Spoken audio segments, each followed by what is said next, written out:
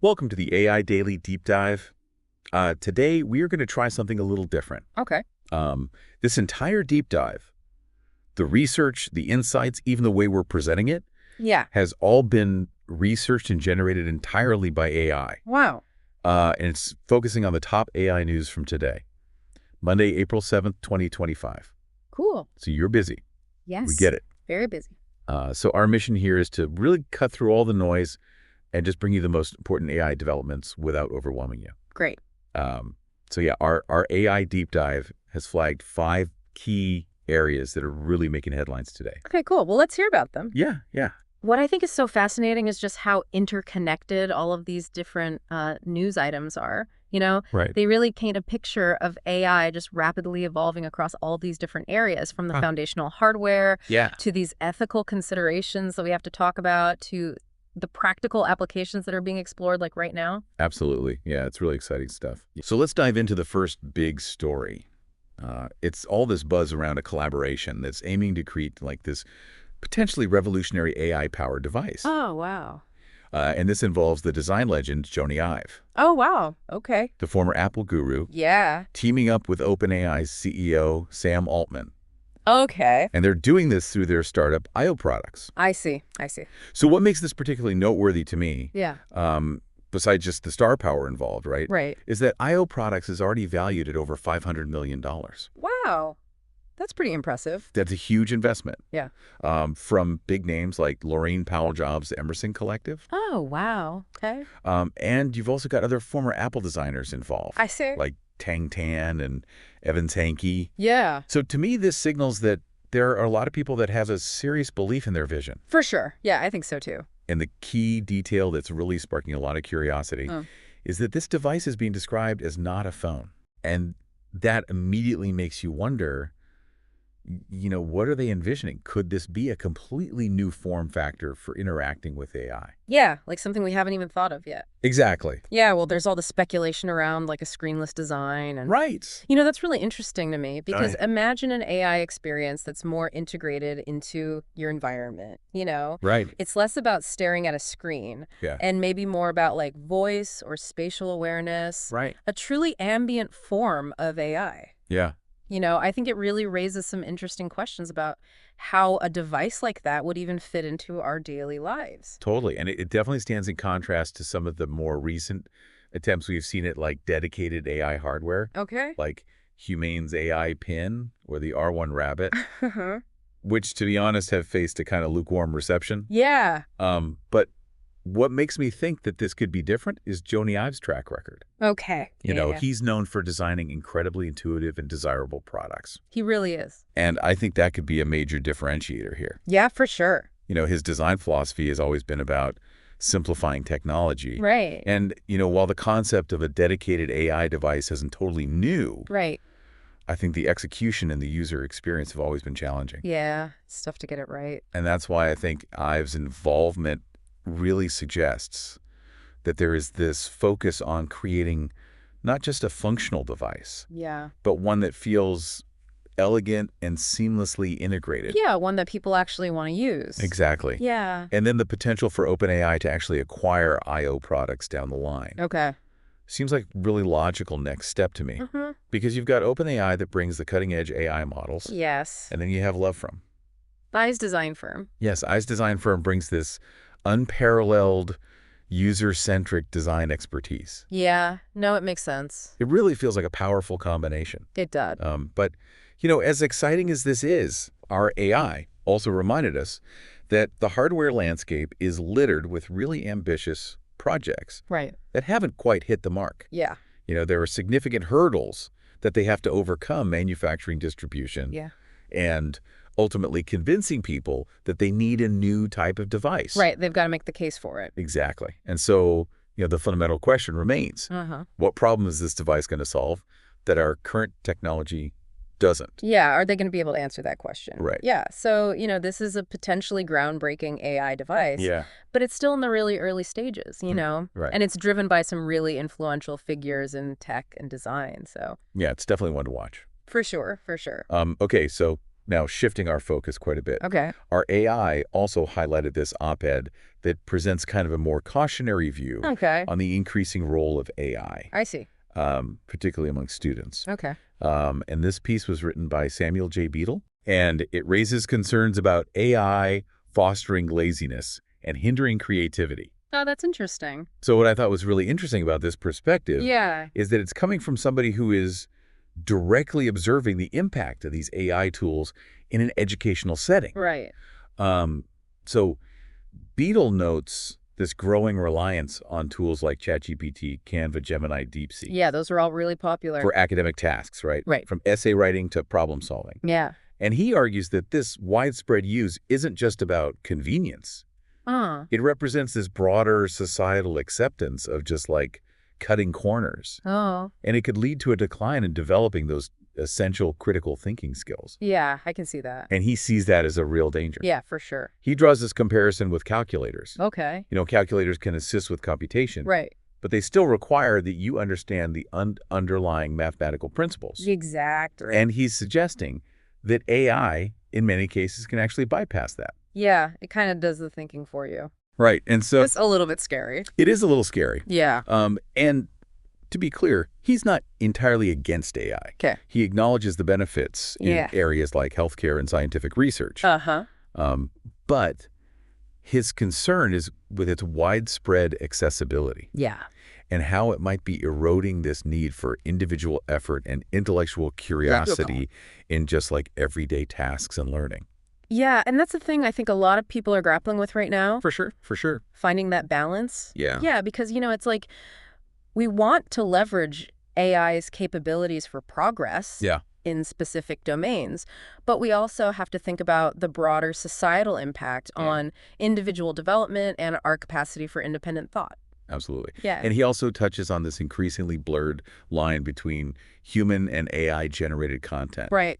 Which, you know, has implications for authenticity and assessment. It really does. It's getting hard to tell what's real and what's not. Right. Exactly. And it's a bit unsettling to think about how difficult it might become to distinguish between original human work and something that's just churned out by an algorithm. Right. Like, how do you know what's authentic anymore? Right. And he even jokingly wonders if his own op-ed might be mistaken for AI-generated content. Oh, that's funny. Yeah. But it really does underscore his point, though, about how pervasive AI is becoming and just the challenges that it poses to our understanding of authorship and originality. Totally. You know, and his suggestion to potentially limit public access to AI tools might seem radical to some people. It does. But I think it comes from this, like, deep concern about preserving those fundamental human skills. Right. Problem solving, creative thinking. Yeah. We can't lose those. Yeah. It's a really interesting point. It is. So this op-ed definitely raises some important questions about the potential trade-offs of widespread AI adoption. Yeah. On human effort and creativity. Absolutely. So moving on to a different perspective on AI. Okay. Our AI also highlighted an interview with tech pioneer Jaron Lanier. I know Jaron. Who offers a really thought-provoking philosophical critique of how we are approaching AI development. Okay. Yeah, I'm interested to hear this. So Lanier's had this really long and influential career in technology. Yes, he's been around forever. So he brings this valuable outsider-insider perspective. Yeah. And he challenges some of the core assumptions driving current AI research and development. Like what, for instance? Well, he seems particularly critical of this central goal of trying to replicate human intelligence. Right. You know, this pursuit of passing the Turing test. Yeah. He calls like a metaphysical assertion. Oh, wow. That might be leading us down the wrong path. Okay. And he proposes that we should shift our focus. To what? From trying to create an artificial intelligence that mimics humans. Yeah. To viewing AI as a powerful tool that enhances collaboration between people. Okay. And this subtle but significant shift in perspective has really profound implications for how we design and implement AI systems. I think so, too. One of his main concerns is that by framing AI as this separate, almost sentient entity, we're kind of obscuring the fact that it's built on these vast amounts of human-generated data. Of course. And shaped by human programmers. Yeah. And this lack of transparency makes it really difficult to understand biases and assign accountability. That's right. And by anthropomorphizing AI, risk overlooking the very human origins of its capabilities and limitations. Absolutely. And Lanier believes that this obfuscation really hinders our ability to address potential harms and ensure responsible development. Exactly. And he also talks about what he calls the religious hysteria surrounding AI. Oh, interesting. These extreme narratives of AI as either a utopian savior or an existential threat. Right, like the singularity is coming. Right. Yeah. And he even mentions this rather extreme idea of prioritizing AI over human reproduction in some circles. Wow, that's pretty out there. It is out there. Yeah. But Lanier views these polarized and often hyperbolic narratives as distractions from the more pressing ethical and societal considerations that we should be paying attention to. Right. We need to focus on the real issues. Yeah. And he cautions against any framing that imbues AI with this almost mystical significance. I see. And some interesting parallels between the potential downsides of advanced AI and the negative impacts we've already seen with social media, like the spread of misinformation, increased social polarization, and a weakening of genuine human connection.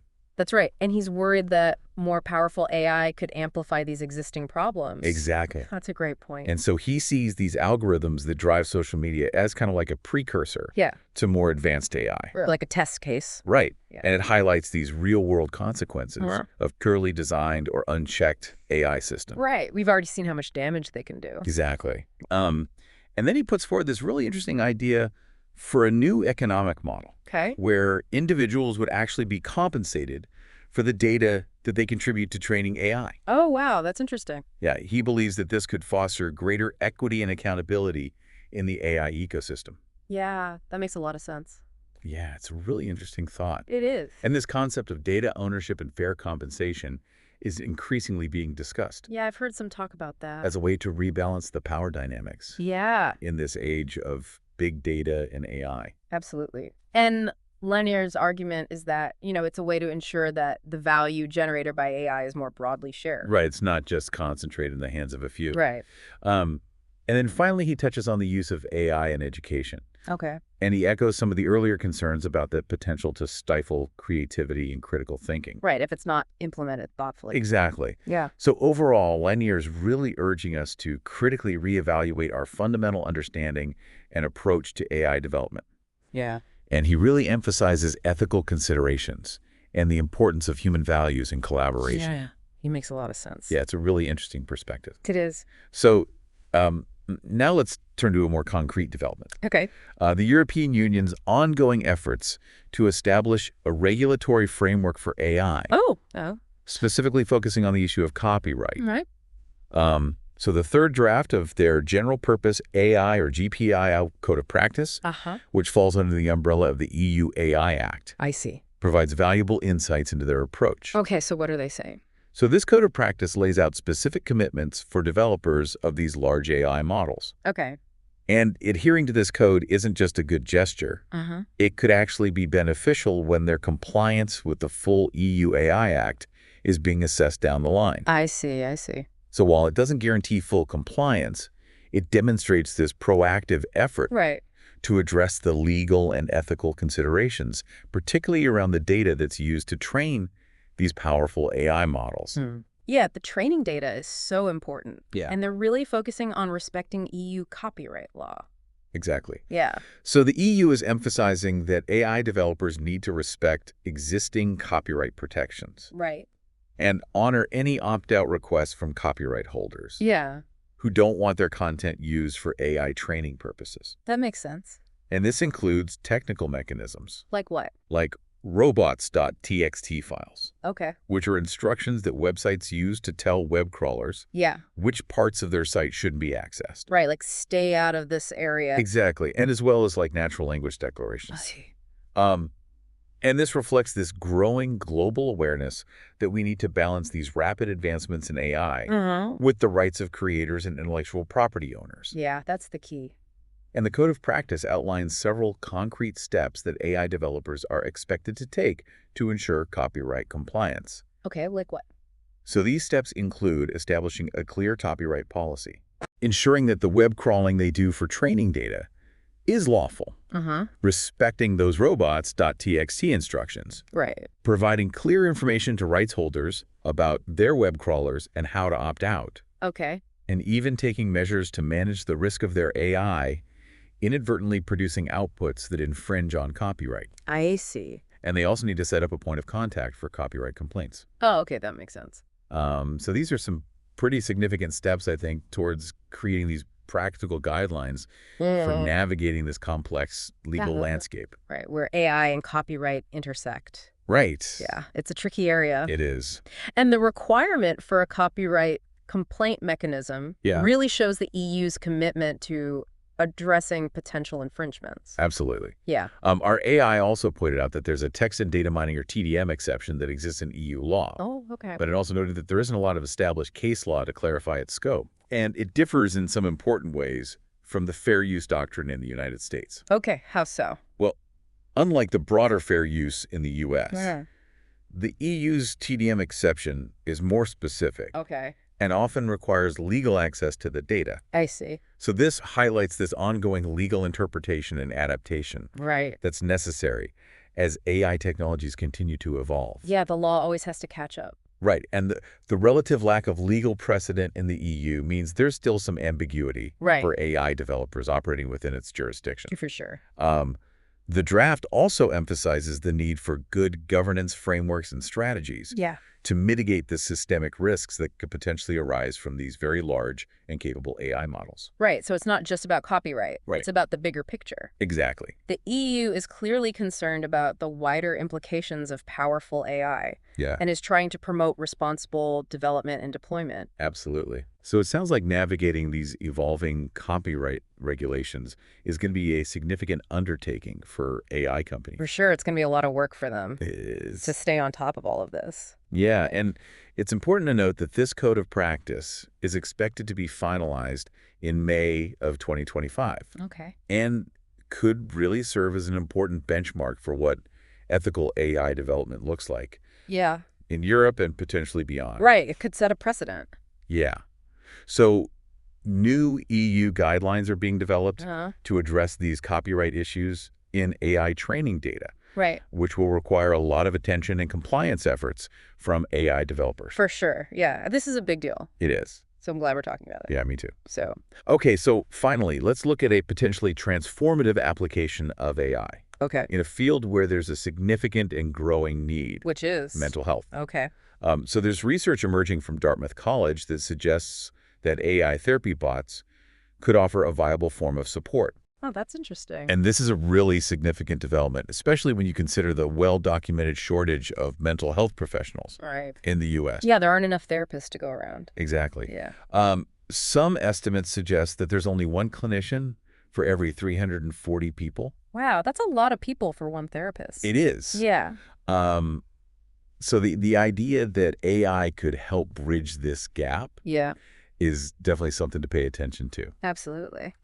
So the Dartmouth study involved a randomized clinical trial with around 200 participants who were experiencing various mental health conditions.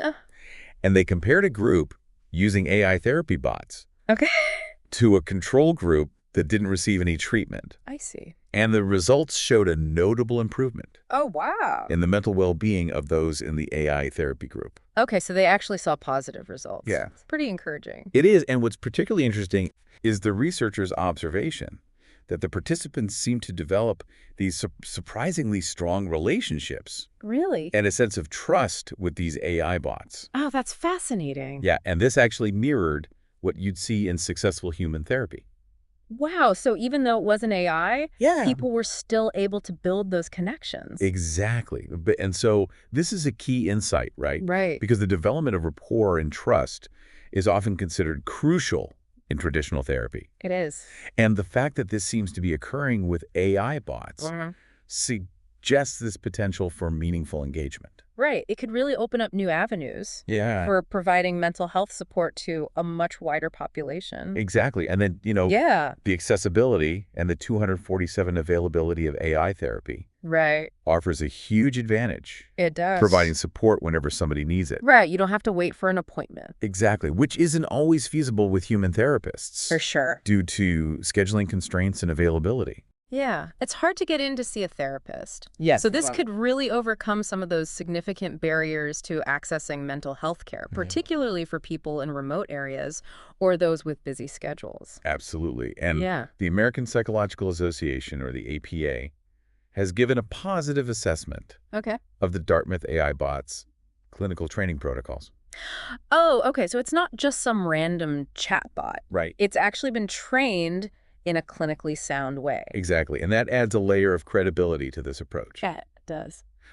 However, the researchers themselves are emphasizing a cautious approach, Okay. stating that this technology isn't yet ready for widespread implementation. Right. And requires further rigorous testing and validation. It makes sense to be cautious. It does. We don't want to rush into this. Exactly. And while the initial findings are promising, more extensive research is needed to fully understand the long-term efficacy and any potential limitations of AI therapy. Yeah, and any unintended consequences. Exactly. And the APA is also stressing that these AI therapists should be viewed as a way to augment and support human clinicians. Right. Not replace them entirely. Which makes sense, especially given the shortage. Right. And they also highlighted the need for ethical oversight in this rapidly developing field. Yeah, ethical considerations are always going to be important with AI. Yeah, so research is showing us that these AI therapy bots can be effective and could help address the mental health provider shortage. Right. But we need to proceed thoughtfully with careful consideration of ethical implications and the need for further validation. Yeah, absolutely. So this Ranger news today really highlights the dynamic and multifaceted nature of AI development. It really does. You know, we're seeing innovation in fundamental hardware. Yeah. Ongoing debates about societal impact. Yeah. The shaping of regulatory frameworks. And the exploration of AI's potential to address these significant human challenges. That's right. It's really exciting to see where it's all going. It is. And considering all of these rapid advancements, from the drawing board of new devices to ethical considerations to practical applications in mental health. Right. What future role do you envision AI playing in your daily life? That's a good question. Is something to think about. Yeah, I'll have to give that some thought. Yeah, and what aspects of this evolution do you think warrant the closest attention? Yeah, that's another good question. It's definitely something to keep mulling over. Yeah, I think so. So thanks for diving deep with us today on the AI Daily Deep Dive. My pleasure. We encourage you to continue exploring these topics and form your own informed opinions. Yeah, stay curious out there. Exactly.